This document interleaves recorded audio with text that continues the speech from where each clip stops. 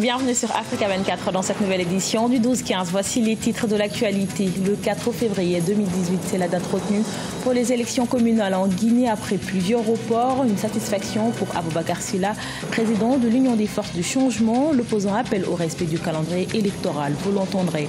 C'est un restaurant pas comme les autres qui a ouvert ses portes à Alexandrie en Égypte. Le Coin Café. L'établissement accueille à la fois les animaux de compagnie et leurs propriétaires. Une première dans le pays. Et puis ouverture de la saison de volley-ball en Côte d'Ivoire, une rentrée marquée par les finales de la Supercoupe, cette compétition qui se joue entre le champion et le vainqueur de la Coupe nationale.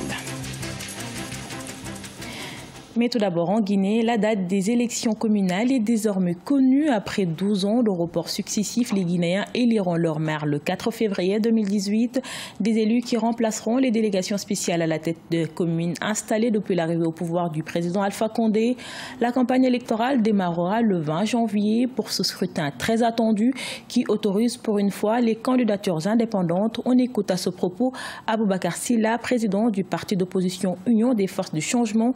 Il appelle au respect du calendrier électoral. Ce sont des élections qui se tiennent avec 7 années de retard. Et nous avons organisé des marches pacifiques qui ont été violemment réprimées, avec à la clé des dizaines et des dizaines de morts pour que ces élections locales se tiennent. Nous avons eu des dialogues, au moins 4, qui se sont organisés autour de ces questions, essentiellement avec le gouvernement, avec le parti au pouvoir. Et chaque fois que nous avons abouti à des conclusions pour ce dialogue et que des résolutions ont été prises, elles n'ont jamais été appliquées par les autorités du pays. Enfin, nous avons une date pour ces élections locales.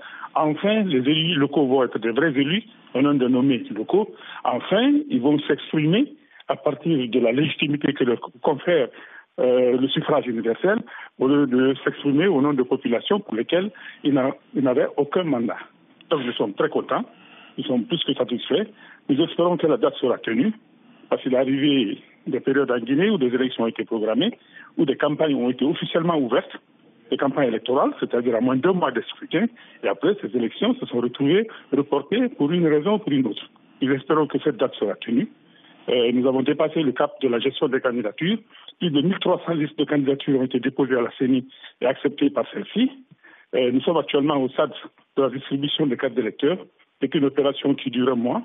Nous espérons que le chronogramme électoral va se dérouler dans les conditions prévues pour que ces élections se tiennent effectivement lieu le 4 février. Ouverture ce lundi au Niger du procédé militaire accusé d'atteinte à la sûreté de l'État. Emprisonnés depuis 2 ans, les soldats sont impliqués dans le présumé coup d'État de juin 2015 au ton fort d'une crise politique tendue dans le pays. Notons que ce procès est attendu depuis 2 ans par les Nigériens et les familles des prévenus. Au total, une vingtaine de personnes civiles et militaires sont concernées. En Égypte, les propriétaires qui le souhaitent peuvent désormais passer du temps avec leur animal de compagnie en dehors de chez eux. Cela grâce au restaurant Coin Café, situé dans la ville d'Alexandrie. L'établissement sert à la fois les êtres humains et leurs compagnons de fourrure. Une première dans le pays, découverte avec Vinanoda. Au nord du Caire, dans une ville côtière égyptienne d'Alexandrie, se trouve un café pas comme les autres, le Coin Café. Son exception, il propose, en plus des formules basiques, de la nourriture animale. Les animaux ont la possibilité de déjeuner en même temps que leurs propriétaires. Les chiens, les chats et même les singes y sont accueillis. Le gérant, Mohamed Al-Kouk, 31 ans, est diplômé en commerce à l'université d'Alexandrie. Confronté à la difficulté de trouver un café qui accepte la présence d'animaux, il a décidé d'ouvrir son propre café. Je me suis retrouvé face à un problème, l'impossibilité d'aller déjeuner ou de passer du temps dans un café ou dans un autre lieu avec mon animal, parce qu'il n'autorise pas les chiens. C'est de là que m'est venue cette idée. Mohamed Al-Kouk présente son café comme le premier à autoriser l'accès aux animaux de compagnie. Il offre également des services de toilettage. Pour Aya Tarek, le Coin Café lui permet de sortir avec son chien sans gêner. Mon chien a besoin de jouer et de passer du temps dehors. Avec ce café, je peux passer du temps avec lui sans importuner les autres clients. Mohamed Al-Kouk a maintenant pour projet le développement et la diversification de son activité. Il souhaite faire de ce nouveau concept local un café-terrasse combiné à un magasin pour animaux de compagnie. À la page sport, coup d'envoi en Côte d'Ivoire de la saison de volleyball 2017. Une rentrée sportive marquée par les finales de la Supercoupe. Et c'est la société Omnisport de l'armée chez les hommes et l'ASEC Mimosa chez les dames qui ont remporté ce 6 janvier la Supercoupe de volleyball de Côte d'Ivoire. Retour sur ces rencontres dans ce reportage de notre correspondant Olivier Conan. Affrontement musclé entre militaires et policiers en finale de la Supercoupe de volleyball au Parc des Sports de Trècheville. Pour ce trophée d'ouverture de la saison, les militaires de la SOA, Société Omnisport de l'armée en orange, ont démontré une puissance de feu supérieure à celle de l'association sportive de la police. Au coup de canon des artilleurs de l'armée, les policiers trouvaient la procédure pour recoller au score.